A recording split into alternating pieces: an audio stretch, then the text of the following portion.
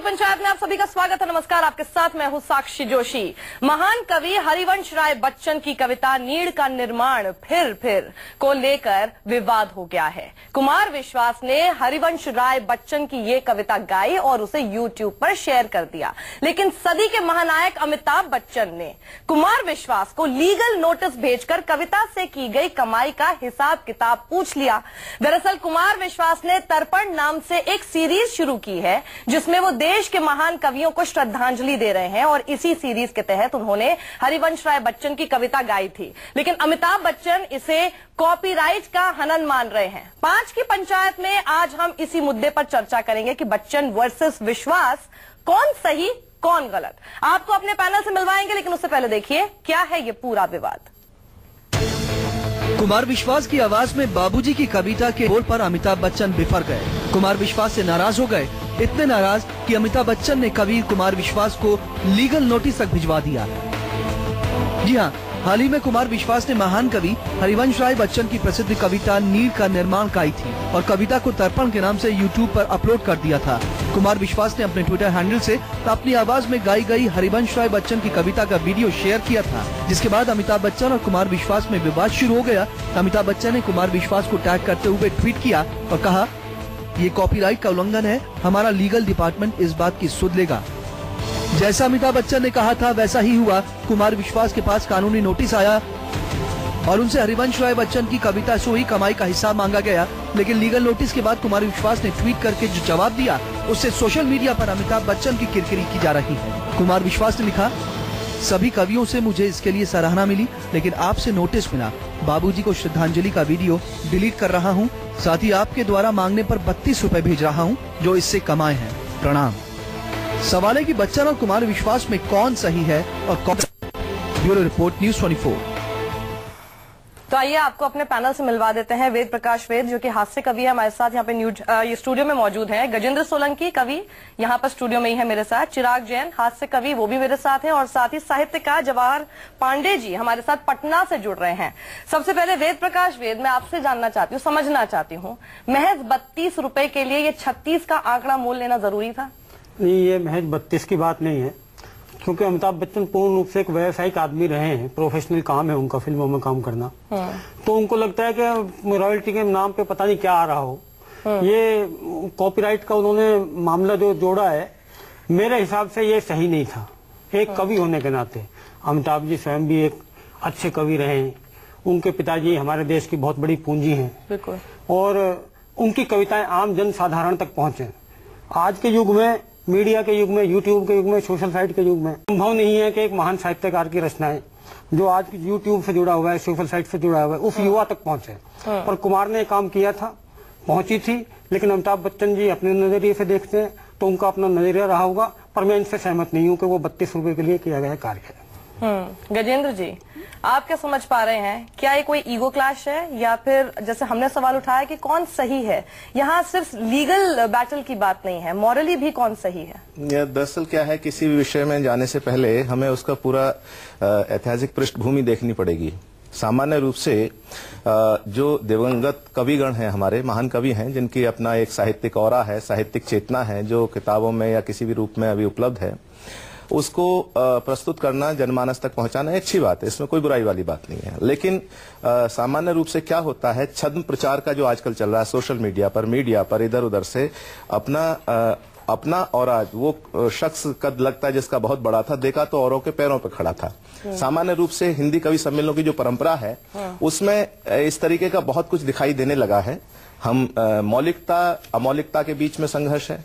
अब क्या है कि आपने इतना ज्यादा विस्तार दे दिया है मीडिया ने किसी भी विषय को लेकर। आज ये सारा कुछ जो चल रहा है डिस्कशन, मुझे तो लग रहा है कि अमिताभ बच्चन जी ने इसकी प्रतिक्रिया करके ही गलती की है, जैसे कीचड़ में पत्थर फेंक दिया हो। बहुत सारे विषय आ सकते हैं इसमें। मेरा ऐसा मानना है कि इसको इतना तूल देने की आवश्यकता नहीं थी, लेकिन क्या है कि उनका अपना एक दृष्टिकोण है और हो सकता है कि उनके दृष्टिकोण में बहुत सारी चीजें ऐसे पहले से बनी हुई हों जिसको लेकर उन्होंने प्रतिक्रिया की, क्योंकि सामान्य घटना नहीं है, इसमें कहीं ना कहीं पॉलिटिक्स भी इन्वॉल्व हो सकती है। इसमें वो क्या एक्सपेक्ट कर रहे थे कि सिर्फ पूछ लिया जाता तो शायद वो उसके लिए अलाउ कर देते। मतलब वो क्या चाह रहे थे? हाँ, सामान्य रूप से तो यह है कि अगर लीगल नोटिस भेजने का मतलब यह है कि अगर कोई भी कार्य किया जा रहा है के लिए भी पूछा है कि कितना अभी तक रेवेन्यू जनरेट हुआ, ये तो सामान्य रूप से लीगल नोटिस में वो दिया होगा। लेकिन मुझे ऐसा लगता है कोई भी कवि हो जिनके वारिस नहीं है वो तो ठीक है। अमिताभ बच्चन जी तो जीवित वारिस हैं। जीवित वारिस होने के नाते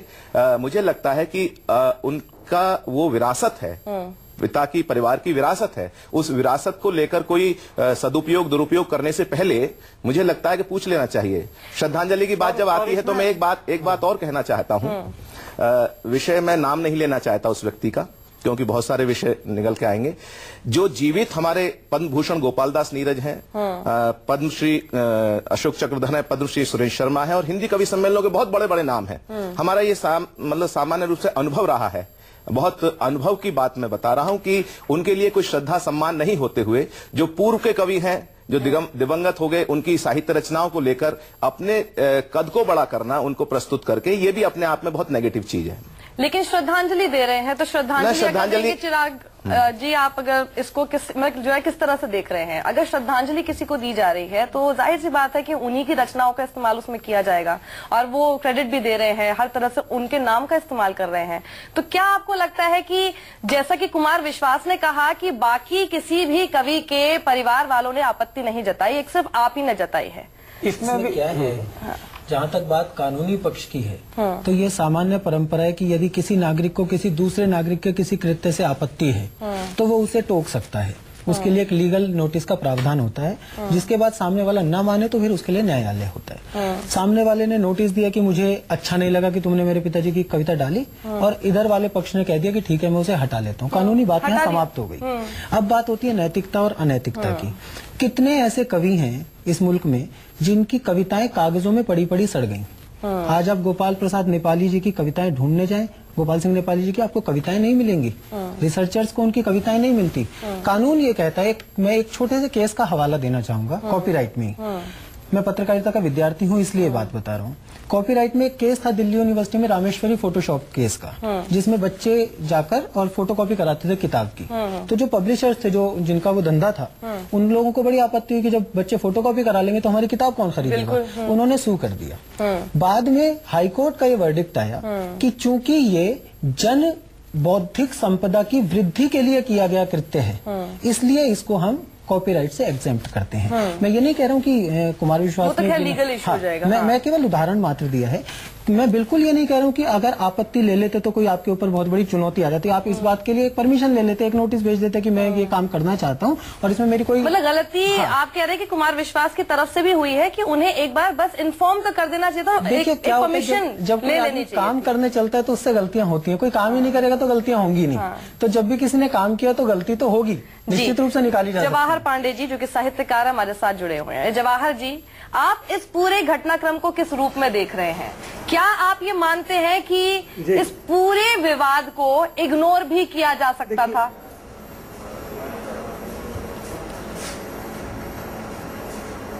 बिल्कुल सही और गलत का निर्णय उचित परिप्रेक्ष्य को ध्यान में रख करके किया जाना चाहिए।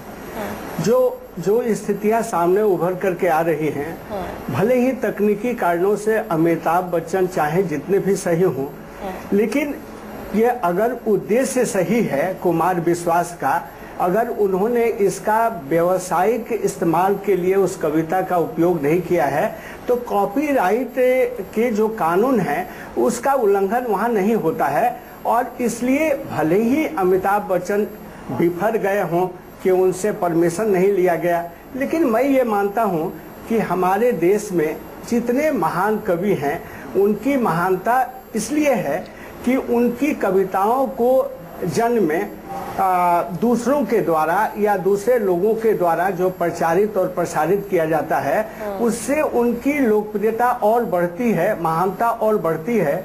अगर हरिवंश राय बच्चन जी की किसी प्रसिद्ध कविता को अगर लोक में, और खास करके कुमार विश्वास ने जो कारण बताया है कि वो महान कवि की श्रद्धांजलि के लिए उस कविता का उन्होंने उपयोग किया है, तो मैं समझता हूं कि कहीं से तकनीकी दृष्टि से और उद्देश्य की दृष्टि से कुमार विश्वास गलत नहीं थे। और इसलिए अगर कोई किसी राजनीतिक कारण से, और जो साफ साफ दिखाई दे रहा है, अगर उसी उद्देश्य से कुमार विश्वास की अगर आलोचना की जा रही है और अमिताभ बच्चन ने कानूनी नोटिस जारी किया है, तो मैं इससे बिल्कुल सहमत नहीं हूं, क्योंकि इससे उस महान कवि की लोकप्रियता क्षरित ही होगी, उसकी वृद्धि नहीं होगी।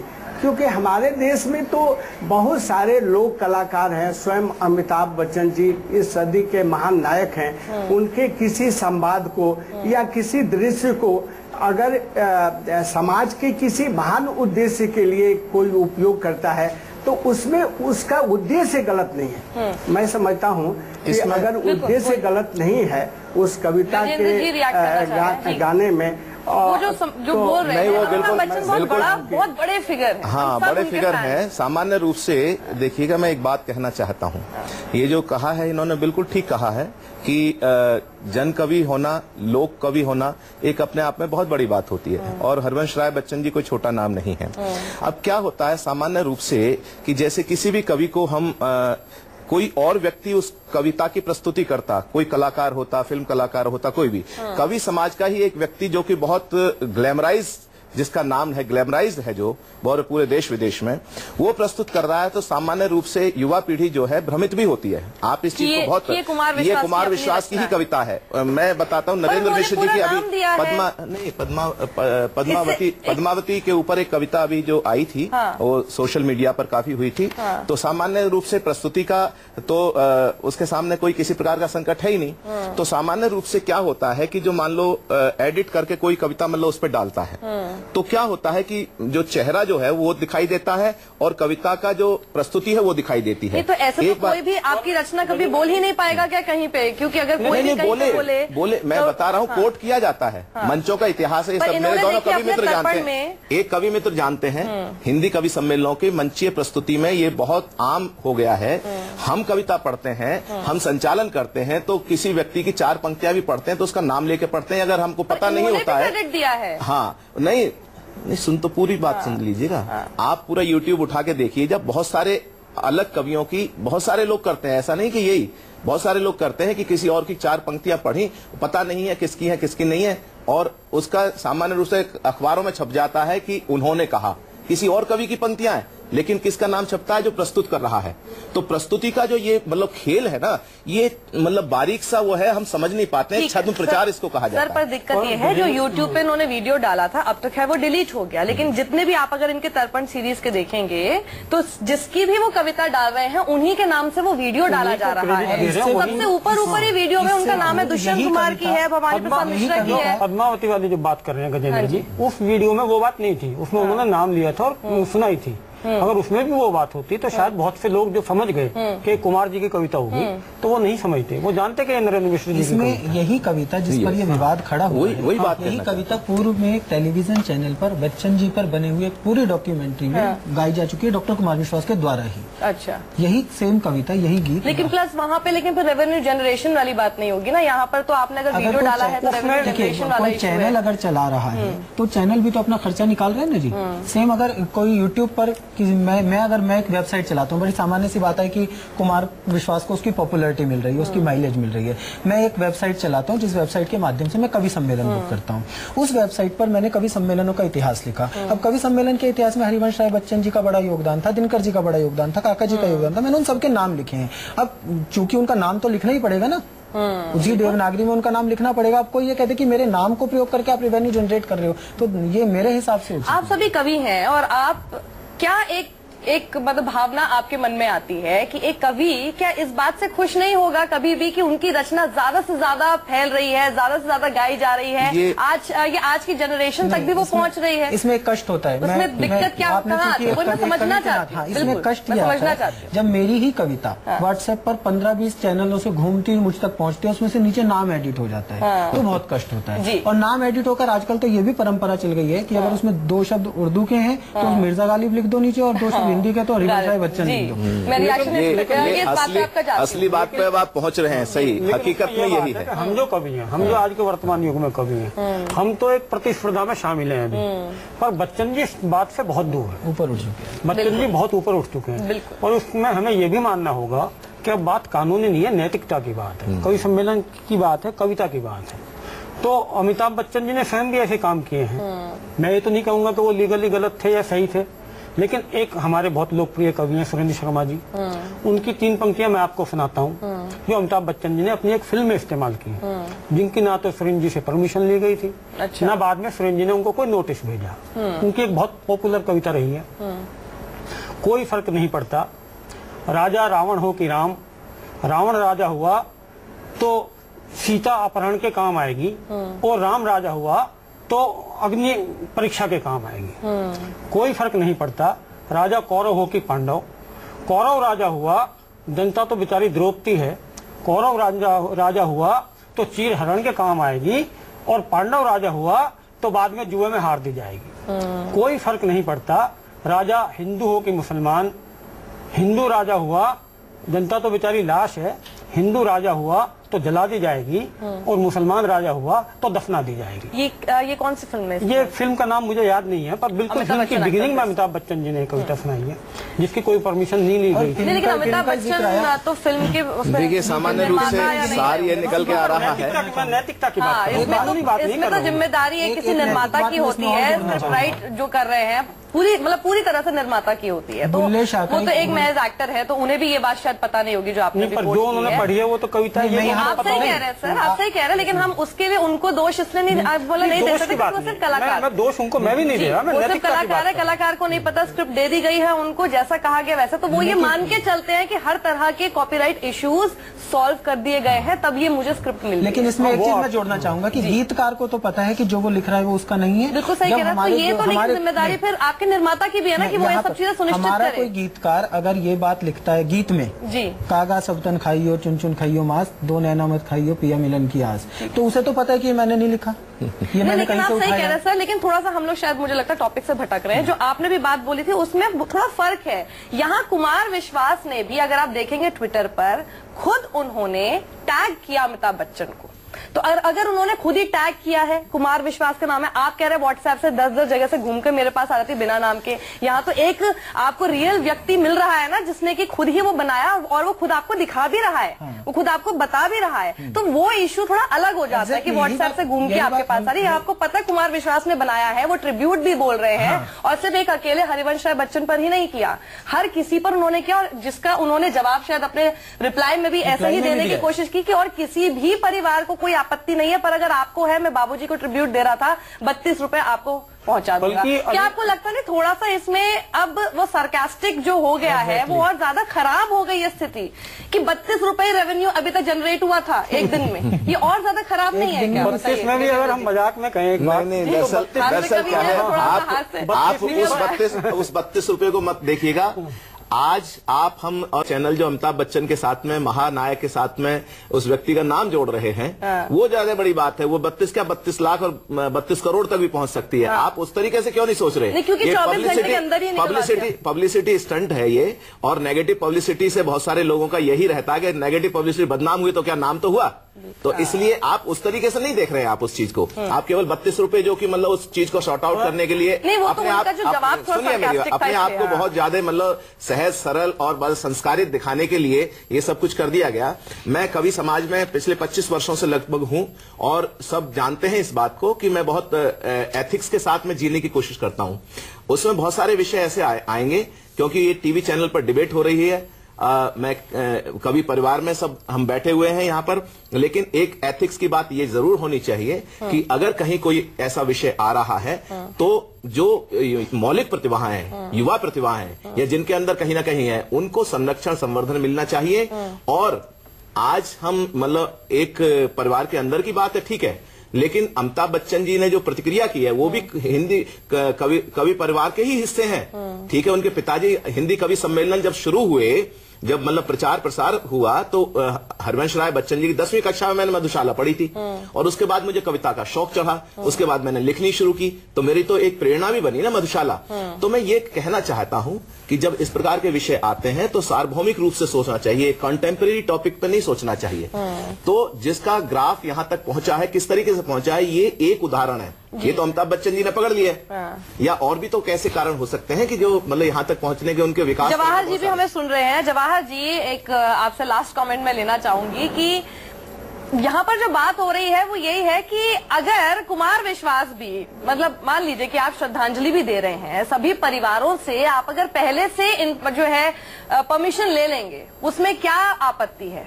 अमिताभ बच्चन को जैसे उन्होंने अपना पूरा वीडियो बनाने के बाद ट्वीट करके टैग किया, इससे पहले ही वो परमिशन क्यों नहीं ले सकते थे?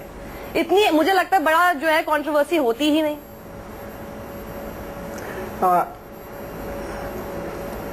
नहीं, कई बार और कई दफा ऐसी परिस्थितियां आती हैं। अब जब अखिल भारतीय स्तर की लोकप्रियता का सवाल है, श्री हरिवंश राय बच्चन जी के, अभी मेरे मित्र ने मधुशाला की चर्चा की, उस समय कॉपीराइट के ये जो नए कानून बने हुए हैं, उस कानून के अंतर्गत ये साफ साफ लिखा होता है कृति के ऊपर कि उसका कोई अंश, कोई तथ्य, कोई शब्द बिना परमिशन के नहीं लिए जा सकते हैं। ठीक बात है। लेकिन आप उन दिनों को याद कीजिए जब हरिवंश राय बच्चन जी की या दूसरे किसी भी लोकप्रिय और महान कवि की कविता जब जन जन में चली जाती है और जनता उसका उसकी महाप्राणता या और महानता को लेकर के जब सामने आती है, तो फिर वो सवाल तो खड़ा नहीं होता है ना।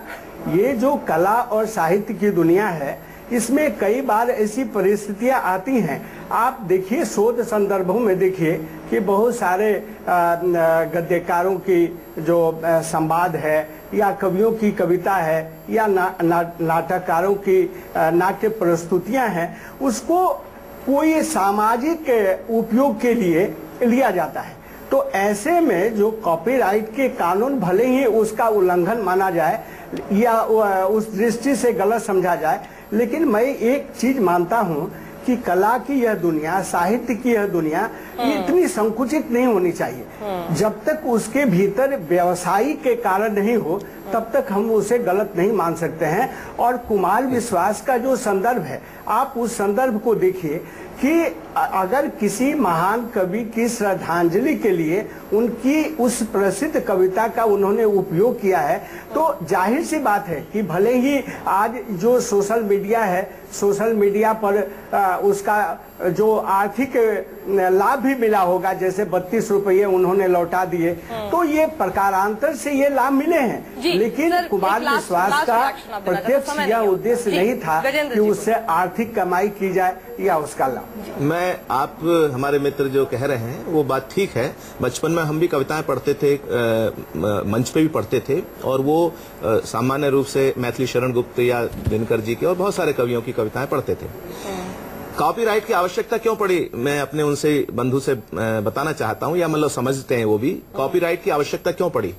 क्योंकि ये जैसे जैसे बढ़ता चला गया, मीडिया का और इसका प्रभाव बढ़ता चला गया, तो लोग एक दूसरे की रचनाएं, एक दूसरी क्रिएटिविटी, एक दूसरी कला की जो मूल तत्व थे, उनको चोरी करके अपने नाम से आगे बढ़ाने लगे।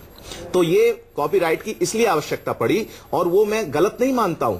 एक व्यक्ति रात भर सृजन करके जागे लाखों करवटे भीगे अश्क हजार, तब जाकर हमने किए काले कागज चार, नरेश तांडिल्य जी का प्रसिद्ध दोहा है। तो अब क्या होता है, सामान्य रूप से एक व्यक्ति तो रात भर तपस्या करके मतलब वो लिख रहा है, अपनी साधना कर रहा है, दूसरा व्यक्ति आया कौवे की तरह लेके उड़ गया और उसको अपना चारों तरफ प्रचारित कर दिया। वो आप सोचेंगे कि अरे वाह क्या प्रचार किया है, उस व्यक्ति ने जो साधना की थी कल को, वो भी कल को जाके मंचों पर उसको पढ़ेगा, अरे ये तो पर्टिकुलर उस कवि का है। तो ये बड़ा भ्रम पैदा होता है। बिल्कुल सर, अभी ज्यादा समय नहीं है। आप सभी का बहुत बहुत शुक्रिया हमारे साथ जुड़ने के लिए। लेकिन यहाँ पर जो हमारी बहस या फिर चर्चा, हम इसे कह सकते हैं, बहस नहीं थी, इसका जो सवाल था कि कौन सही है कौन गलत है, ये तो हम नहीं जानते। लेकिन इतना जरूर है कि ऐसे सभी मुद्दों में हार कला की हो जाती है, हार साहित्य की हो जाती है। और एक श्रद्धांजलि देने के मकसद से जो कुमार विश्वास ने इस पूरी तर्पण सीरीज को स्टार्ट किया था, वो कहीं ना कहीं हरिवंश राय बच्चन के लिए जो श्रद्धांजलि थी वो कहीं दूर रह गई, और ये बड़ा एक विवाद सामने आ गया। यहाँ रुकेंगे छोटे से ब्रेक के लिए, बड़ी खबरें रहेंगी जारी। नमस्कार।